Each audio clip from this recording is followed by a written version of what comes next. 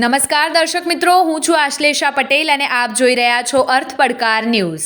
ગાંધીનગર જિલ્લાના લવારપુર શ્રી સ્વામિનારાયણ દ્વિશતાબ્દી સ્મારક હાઈસ્કૂલ હર ઘર તિરંગા રેલી આયોજન કરવામાં આવ્યું હતું, જેમાં શાળાના વિદ્યાર્થીઓ, શિક્ષકો તથા શાળાના આચાર્ય શ્રી ચૌધરી સર પણ આ તિરંગા યાત્રામાં જોડાયા હતા. દરેક વિદ્યાર્થીઓએ અને શિક્ષકોએ હાથમાં તિરંગો ને મુખ પર ભારત માતાના જયઘોષ સાથે લવારપુર ગામમાં તિરંગા યાત્રાનો પ્રારંભ કરવામાં આવ્યો હતો.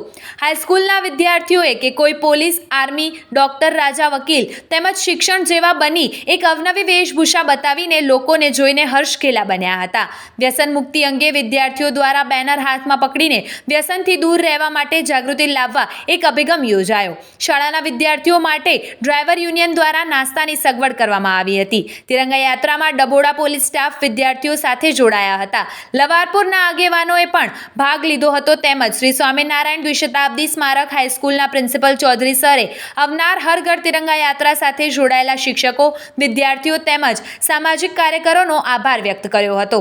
આવા જ અવનવા સમાચારો માટે જોતા રહો અર્થ પડકાર ન્યૂઝ. રિપોર્ટર ખાન અશોક સિંહ, ગાંધીનગર. જોતા રહો અર્થ પડકાર ન્યૂઝ અને અમારી ચેનલને લાઇક, શેર ને સબસ્ક્રાઇબ કરવાનું ભૂલશો નહીં.